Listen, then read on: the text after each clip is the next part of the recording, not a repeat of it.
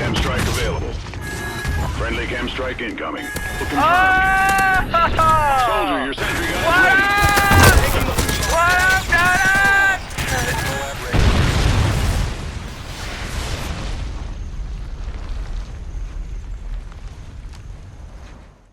Good morning, you beautiful people. I hope you guys are having a wonderful day today. Today, I wanted to talk about the UAV and the Ghost perk in Black Ops 3.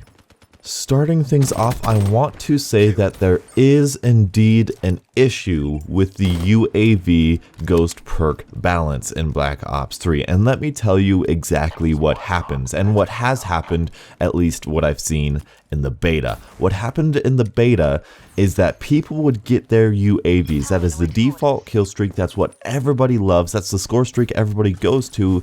It's the basic score streak. It's the lowest one. It's one of the lower ones on the entire spectrum of score streaks. So they get it, they call it in, and it's so easy and simple to get that you have a lot of UAV spam.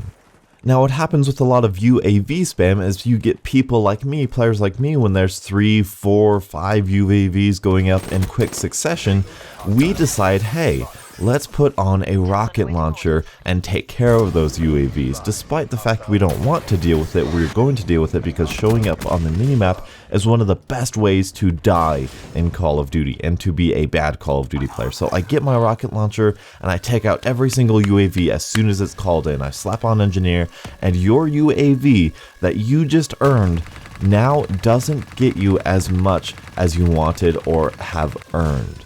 And this is an issue for some people. I saw people in the Black Ops 3 subreddit say, hey, you know, those launchers need to be nerfed. They're taking down my UAVs. However, it's not the rocket launcher that is the issue. It is the UAV spam that is the issue here. If the UAVs were less frequent, now go with me here, if the UAVs were as frequent as, say, a Hellstorm missile, think back to the Black Ops 3 beta, how many Hellstorm missiles were there? There were quite a few, however, they weren't so overwhelming like the UAVs were. So if you had a UAV for every Hellstorm missile, or as frequently as Hellstorm missiles, it would be sort of a trade-off. I personally wouldn't put on a rocket launcher on every single class and take out a UAV as soon as it went up in the air.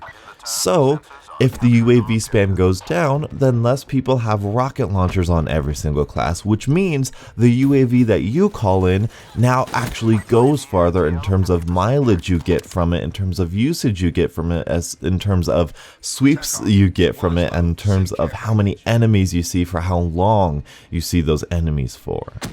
You see, the reason toughness was a crutch perk was not because the flinch was so overpowered, but it was a crutch perk because in Call of Duty you got into so many head-on-head engagements, even if you didn't want to, you know, even if you were the best Call of Duty player, you still got into those engagements where you got shot.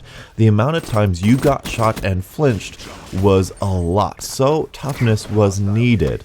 And this is the exact same principle with the UAV. The UAV, you are on the UAV so often that you need to crutch on, it's not toughness and flinch this time, it is the rocket launcher for the UAVs, which makes the flinch mechanic kind of redundant, so they're trying to fix that in Black Ops 3, but not now.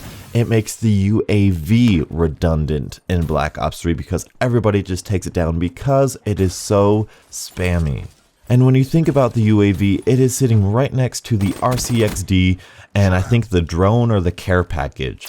The amount of kills, how useful the care package and the drone and the RCXD is, pales in comparison on how beneficial the UAV is. So what I recommend is doing one of two things. Actually, I only recommend doing one thing. People love their UAVs. They love the functionality of it. So what I recommend we do, and they've done it in Black Ops 2, I recommend bumping up the UAV 100, 150, 200 points. I don't know exactly.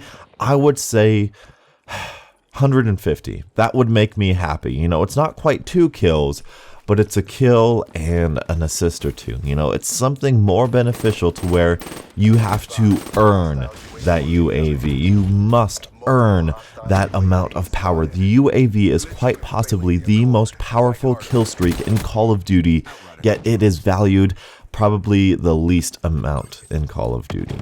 If you are wondering, the second thing I was going to consider is nerfing the UAV, but we've done that with the SATCOM, and that principle has worked out perfectly. It's worked out exactly how it should have been in Call of Duty Ghosts. However, people were not fans of it. People didn't like that. So I recommend bumping up the UAV kill streak a couple scores. And I know that's going to upset a lot of people because the UAV is incredibly powerful and it is incredibly easy to get, but we must think about the repercussions of that. You are going to have people constantly running Ghost, constantly running launchers. The UAVs, those cheap UAVs that you guys are all spamming, they're going to be redundant and they're not going to be as powerful as the UAVs if they were more expensive, due to the fact that people are going to be shooting them down because they are so frequent. I hope what I have said makes sense to you. Tell me your thoughts on the UAVs in the comment section below. Thank you guys so much for watching, and until the next absolutely beautiful Call of Duty morning, I'll catch up with you guys